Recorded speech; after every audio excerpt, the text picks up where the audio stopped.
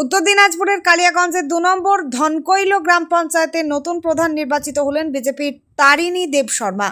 বুধবার কালিয়াগঞ্জ ব্লক প্রশাসনের ব্যবস্থাপনায় ধনকৈল গ্রাম পঞ্চায়েতের নতুন প্রধান নির্বাচন সভা অনুষ্ঠিত হয়।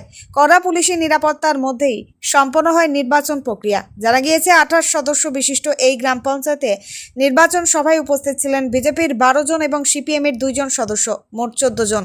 সভায় সর্বসম্মতিক্রমে প্রধান পদে বিজেপি প্রার্থী তারিণী দেব শর্মার নাম অনুমোদিত হয়। নতুন প্রধান নির্বাচিত হবার পর ধনকৈল পঞ্চায়েত অফিস থেকে ডালিমগাঁও বাজার পর্যন্ত বিজয় মিছিল বের করে বিজেপি। দলীয় পতাকা, স্লোগান এবং উচ্ছ্বাসে মুখর হয়ে ওঠে গোটা এলাকা। এই বিজয় মিছিলে উপস্থিত ছিলেন কালিয়াগঞ্জের বিধায়ক উৎপল মহারাজ, বিজেপির জেলা সভাপতি নিমাই কবিরাজ, তফসিলি মোর্চার জেলা সভাপতি তরণীকান্ত রায়, শহর মণ্ডল সভাপতি অপূর্ব রায় সহ দলের একাধিক নেতা ও কর্মী। নতুন প্রধান নির্বাচনের মধ্যে দিয়ে ধনকৈল গ্রাম পঞ্চায়েতের রাজনৈতিক সমীকরণে নতুন অধ্যায়ের সূচনা হলো বলেই মনে করছেন রাজনৈতিক মহল। A1 নিউজ বাংলার সঙ্গে থাকুন, জানুন জেলার প্রতিটি গুরুত্বপূর্ণ খবর সবার আগে।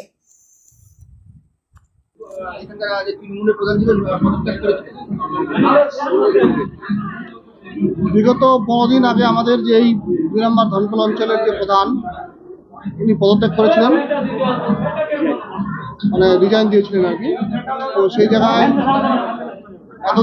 এতদিন আমাদের এই পঞ্চায়েত মানে বিভিন্ন সামাজিক কাজকর্মের যে অসুবিধাগুলো ছিল, তো আমরা বিডিও সাহেবকে বারবার বলেছিলাম যে এটা যদি দ্রুততার সঙ্গে করা হয় তাহলে আমাদের যে সামাজিক কিছু কাজকর্মের জন্য যে প্রধানের যে পরিচয়পত্র দরকার, রেশন কার্ড সার্টিফিকেট দরকার বা ইনকাম সার্টিফিকেট দরকার ছাত্রছাত্রীদের, সেটা খুব অসুবিধা হচ্ছিল।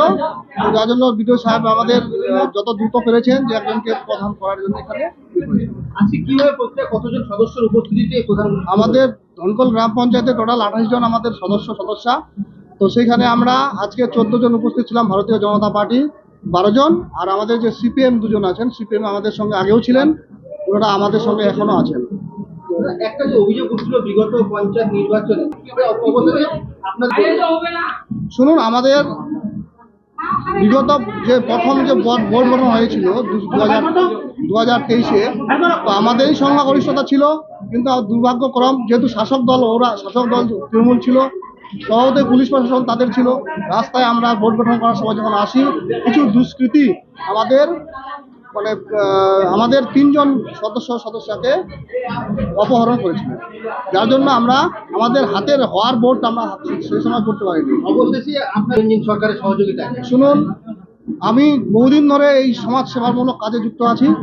আমি চেষ্টা করব মানুষের সবসময় পাশে থাকার, এবং এই যে বিগত 15 বছর তৃণমূল সরকার, 34 বছর বামফ্রন্ট সরকারের যে মানুষের যে বঞ্চিত, আমাদের যে বাংলার যে আমাদের পিছিয়ে পড়েছে পশ্চিমবঙ্গ, তো আমরা চেষ্টা করব আমাদের সম্মানীয় প্রধানমন্ত্রী নরেন্দ্র মোদী এবং আমাদের মুখ্যমন্ত্রী শুভেন্দু দার নেতৃত্বে আমাদের গ্রামের যে পঞ্চায়েত ব্যবস্থা, সেই পঞ্চায়েত ব্যবস্থা বিপুল পরিবর্তন আনবেন।